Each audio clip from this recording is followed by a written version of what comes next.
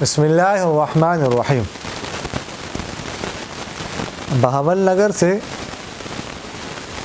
سعید بھائی نے سوال کیا ہے کہ السلام علیکم ورحمۃ اللہ وبرکاتہ مفتی صاحب جی، کہ ایک بندہ نماز پڑھ کر بیٹھا ہوا ہو اور پھر جماعت شروع ہو جائے تو جماعت میں شامل ہو سکتا ہے کہ نہیں جی؟ اس کا جواب عنایت فرمائیں۔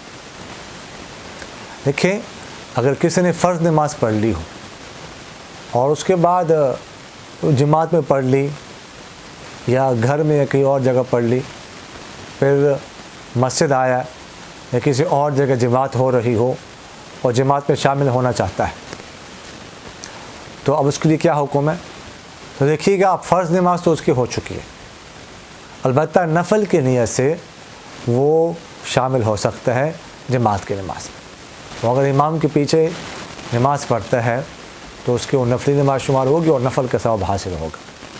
لیکن یہ بھی ذہن میں رکھیے گا کہ یہ صرف دو نمازوں میں ایسا کر سکتا ہے، ظہر اور عشاء کے بعد۔ ظہر پڑھی ہے، جماعت شروع ہو گئی، شامل ہونا چاہتا ہے تو شامل ہو جائے نفل کی نیت سے۔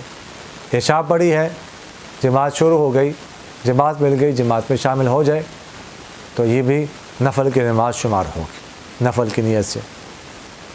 باقی تین نمازیں فجر، عصر اور مغرب میں ایسا نہیں کر سکتا، اس لیے کہ فجر اور عصر کے بعد نوافل نہیں پڑھ سکتے۔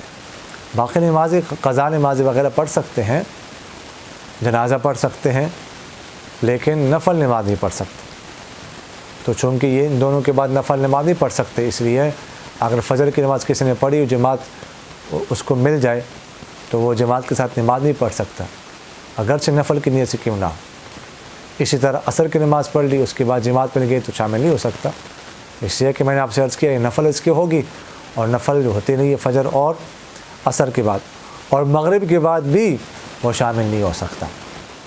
اس لیے کہ نفل جو نماز جو ہوتی ہے وہ یا تو 2 رکعتیں ہوتی ہیں یا 4 رکعتیں ہوتی ہیں وغیرہ ذالک، لیکن 3 رکعتیں نہیں ہے نفل۔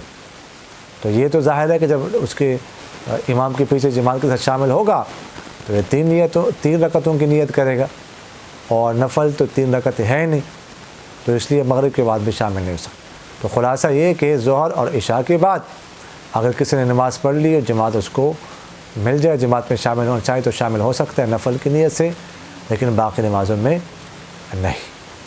اقول قولی هذا استغفر اللہ لی ولکم ولسائر المسلمین فاستغفروہ انہ هو الغفور الرحیم۔